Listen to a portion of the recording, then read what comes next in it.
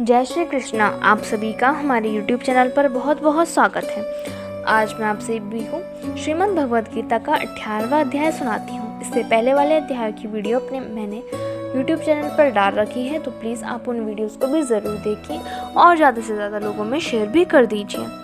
तो चलिए अब वीडियो स्टार्ट करते हैं। अर्जुन ने पूछा, हे मधुसूदन, संन्यास और त्याग के तत्व पृथक पृथक जानने की मैं इच्छा करता हूँ। श्री भगवान ने कहा, कामना वाले कर्मों के त्याग को ज्ञानी लोग संन्यास मानते हैं और विवेकी पुरुष फलों के त्याग को त्याग कहते हैं। कोई पंडित दोषयुक्त जानकर कर्म को त्यागना उचित समझते हैं। कुछ लोग यज्ञ, दान और तप आदि कर्मों के ना छोड़ने को त्याग बताते हैं। हे भारत, त्याग के विषय में हमारा निश्चय जो है वह सुनो। त्याग 3 प्रकार के हैं। यज्ञ, दान और तप आदि कर्म त्यागने नहीं चाहिए, वह अवश्य करने योग्य है, क्योंकि ये तीनों ज्ञानियों को पवित्र करते हैं। ये सब कर्म आसक्ति और फल को त्याग कर करने चाहिए।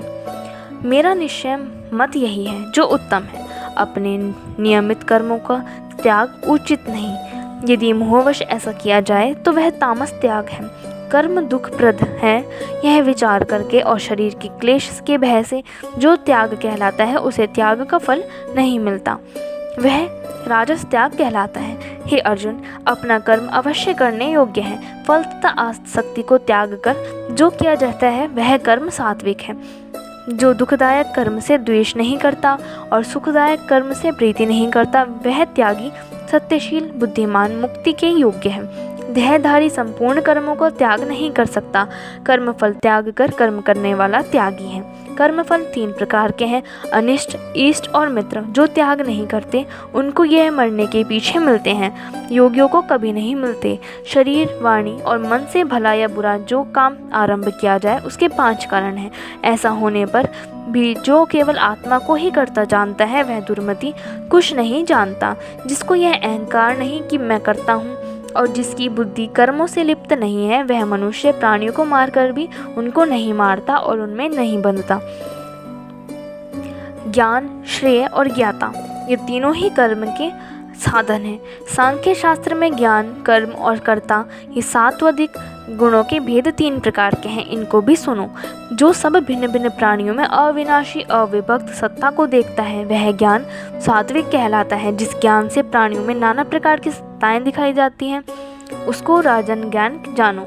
ऐसा ज्ञान जिनमें बिन कारण और तत्वार्थ के जाने एक ही कार्य में लगा रहे अल्प और तामस है। फल की इच्छा न करके जो नियत किया जाता है सात्विक है। जो फल की इच्छा से और अहंकार से बड़े यत्न से किया जाता है वह कर्म राजस है।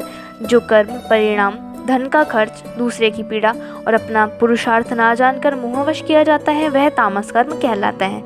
संग में रहित अहंकार, धैर्य और उत्साह युक्त सिद्ध और असिद्ध में समान जो रहता है वह सात्विक करता है। रोग मुक्त फल का इच्छुक लोभी, हिंसक, अपवित्रता, हर्ष, शोक से युक्त राजस कर्ता कहलाता है। चंचल चित्त वाला नीच, मूर्ख, दूसरों की बुराई करने वाला आलसी, विवादी और दीर्घसूत्री और तामस कर्ता कहलाता है। हे धनंजय, गुणों की तरह बुद्धि और धैर्य के भी 3 भेद हैं। उसको विस्तार से कहता हूँ, सुनो। बुद्धि, प्रवृत्ति, कर्तव्य, अकर्तव्य, भय और अभय का बंधन और मोक्ष को जानता है वह सात्विकी है। हे पार्थ, जिससे धर्म और अधर्म, कर्तव्य और अकर्तव्य ठीक निश्चय नहीं होता वह राजसी बुद्धि है। हे पार्थ, जिस अज्ञान से ढकी बुद्धि करके मनुष्य अधर्म को धर्म मानता है वह तामसी है। हे पार्थ, एकाग्रचित होने से इधर उधर न डिगने वाली जिस धृति के द्वारा मन, प्राण और इंद्रियों की क्रिया ठीक चलती है वह सात्विकी है। हे पार्थ, जो प्रसंग से फल की इच्छा करने वाला है, जो धर्म, काम तथा अर्थ को धारण करता है उसकी धृति राजसी है। हे पार्थ, जिस धृति से मूर्खजन निद्रा, शोक, भय, विवाद, मद को नहीं त्यागते वह तामसी प्रवृत्ति है। हे भारत, 3 प्रकार के सुखों को सुनो। जिनके अभ्यास से चित्त रमता है, दुख का अंत हो जाता है, वही सुख सात्विक है। जो आरंभ में विष के समान और अंत में अमृत के समान होता है। जो सुख आरंभ में अमृत तुल्य और अंत में विष के सदृश विषयों और इंद्रियों के संयोग से होता है उसे राजस कहते हैं। जो सुख आदि और अंत दोनों में मनुष्य को मुंह में फंसाता है और जो नींद, आलस और प्रमाद से उत्पन्न होती है वह तामस है। प्रकृति की इन तीनों गुणों से अलग कोई वस्तु आकाश पाताल देवलोक में नहीं है। हे परंतप, ब्राह्मण, क्षत्रिय, वैश्य और शूद्रों के कर्म स्वाभाविक गुणों में बटे हुए हैं। सम, दम, तप, पवित्रता, क्षमा, नम्रता, ज्ञान, अनुभव और परलोक में श्रद्धा, ये ब्राह्मण के स्वाभाविक सिद्ध कर्म हैं। बहादुरी, तेजस्विता, धैर्य, चतुराई, युद्ध में स्थिरता, उदारता, प्रभुता, ये क्षत्रियों के स्वाभाविक कर्म हैं। खेती, गौरक्षा, व्यापार, वैश्य के स्वाभाविक कर्म हैं। तीनों वर्ण की सेवा शूद्र के स्वाभाविक कर्म हैं। जो लोग अपने अपने और प्रवृत्तियों के अनुसार कर्म करते हैं उनको सिद्धि प्राप्त होती है। वह सुनो जिसमें सब प्राणियों की प्रवृत्ति हुई है, जिसने सब जगत का विस्तार किया है, उस ईश्वर को अपने कर्मों के द्वारा आराधना करके मनुष्य सिद्धि को पाता है। दूसरे उत्तम धर्म से अपना धर्म ही श्रेष्ठ है। स्वाभाविक कर्म करने से पाप नहीं लगता। हे कौन्तेय, दोषयुक्त भी स्वाभाविक धर्म का त्याग ना करें। सर्वत्र आसक्ति को छोड़ने वाला, आत्मा के जीतने वाला, इच्छा रहित मनुष्य संन्यास के द्वारा सर्वकर्म निवृत्ति पाकर सिद्धि को पाता है। हे अर्जुन, इस प्रकार का पुरुष सिद्धि को पाता है। वह फिर किस तरह का ब्रह्म को प्राप्त होता है, सो मुझसे सुनो। यही इस ज्ञान की परानिष्ठा है।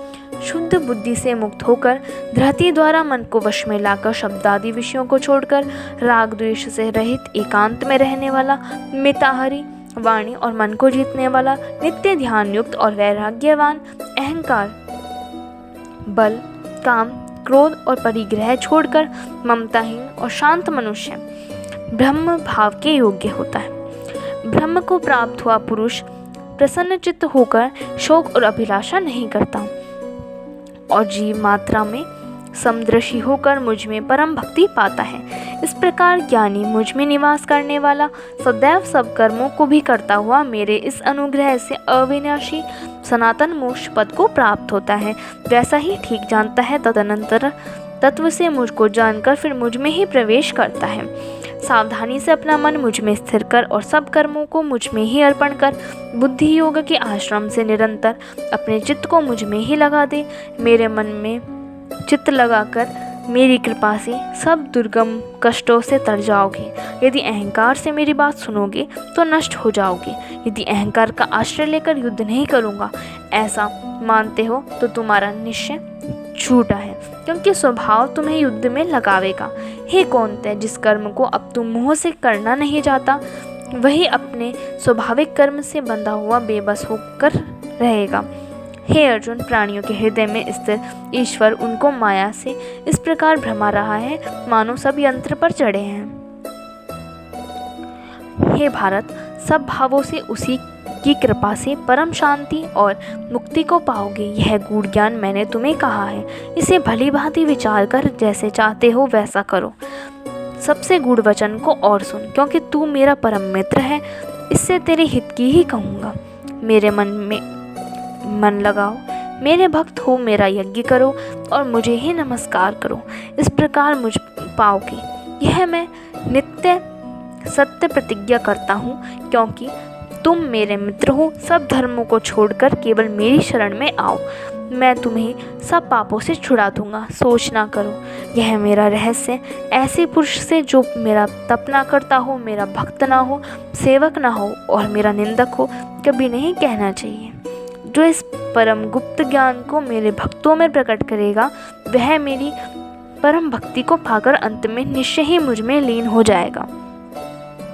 इससे अधिक मेरे लिए प्यारा काम करने वाला मनुष्यों में दूसरा कोई नहीं होगा और उससे बढ़कर मुझे कोई प्यारा भी नहीं होगा। हमारे इस धर्म संवाद को जो कोई पढ़ेगा मैं समझूंगा कि उसने ज्ञान यज्ञ से मेरी पूजा की है। जो श्रद्धावान पुरुष दोष ढूंढे बिना इसको सुनेगा वह भी मुक्त होकर पुण्यात्माओं को मिलने वाले शुभ लोकों को प्राप्त होगा।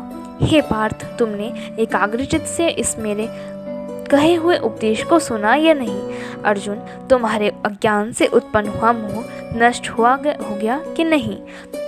अर्जुन ने कहा, हे भगवान, आपकी कृपा से मेरा मोह नष्ट हो गया और स्मृति प्राप्त हुई। निसंदेह आपकी आज्ञा में स्थित हूँ और जैसा आपने कहा है वैसा ही करूँगा। संजय कहते हैं, हे धृतराष्ट्र, मैंने व्यास जी की कृपा से साक्षात योगेश्वर श्री कृष्ण जी के मुख से इस परम गुह संवाद को सुना। हे राजन, श्री कृष्ण और अर्जुन के अद्भुत पुण्यकारक संवाद को स्मरण करके मैं बारंबार प्रसन्न होता हूँ। श्री कृष्ण भगवान के उस उद्भुत रूप को स्मरण करके मुझे बड़ा ही विस्मय होता है। हे राजन, मेरी ऐसी धारणा है कि जहाँ योगेश्वर श्री कृष्ण ही हैं और जहाँ पार्थ धनुषधारी हैं, वहीं राजलक्ष्मी, विजय, ऐश्वर्य और अटल नीति है। इति श्रीमद्भगवद्गीता सुपनिषद सुब्रह्म विद्या योग शास्त्र श्री कृष्ण अर्जुन संवादे संन्यास योगो नाम 18 अध्याय समाप्त। अब मैं आपको 18वें अध्याय का महात्म्य सुनाती हूँ। श्री नारायण जी बोले, हे लक्ष्मी, 18वें अध्याय का महात्म्य सुन। एक समय सुमेरु पर्वत पर देवलोक में इंद्र अपनी सभा लगाए बैठा था। उर्वशी नृत्य कर रही थी, बड़ी प्रसन्नता से बैठे थे। इतने में एक चतुर्भुज रूप जीव को पार्षद ले आए और इंद्र से सब देवताओं के सामने कहा, तू उठ, इसको बैठने दे। यह सुनकर इंद्र सहन न कर सका, तेजस्वी को आसन पर बैठा दिया। इंद्र ने अपने गुरु बृहस्पति जी से पूछा, गुरुजी, आप त्रिकालदर्शी हो, देखो इसने कौन पुण्य किया है जिस पर यह इंद्रासन का अधिकारी हुआ है। मेरे जानो तो इसने तीर्थ, व्रत, यज्ञ, दान कोई नहीं किया। यही सब बात बृहस्पति जी ने भगवान जी से कही। तब प्रभु ने बृहस्पति जी से कहा कि इसके मन में भोगों की वासना थी, परंतु यह गीता के 18वें अध्याय का नित्य पाठ किया करता था। उससे जब इसने देह छोड़ी तब मैंने आज्ञा करी, हे पार्षदों, तुम इसको पहले ले जाकर इंद्रलोक से सुख भोगा दो। जब इसका मनोरथ पूरा हो जाए तब मेरी सायुज्य मुक्ति को पहुंचा दो। सो तुम जाकर भोगों की सामग्री इकट्ठी कर दो। तब इंद्र और सब देवता आए। आकर इंद्र ने सब भोगों की वस्तु एकत्र कर दी और कहा, इंद्रलोक के सुखों को भोगो। कई काल इंद्रपुरी के सुख भोग कर फिर श्री भगवान की कृपा से सायुज्य मुक्ति पाकर वैकुंठ का अधिकारी हुआ। श्री नारायण जी कहते हैं कि हे लक्ष्मी, यह 18वें अध्याय का महात्म्य है। गंगा, गीता और गायत्री कलयुग में यह तीनों मुक्ति की दाता है। धन्यवाद। इस वीडियो में बस इतना ही। प्लीज़ हमारी वीडियोस को लाइक कीजिए, शेयर कीजिए और हमारे चैनल को सब्सक्राइब कर लीजिए और कमेंट सेक्शन में जय श्री कृष्णा लिखना न भूलें।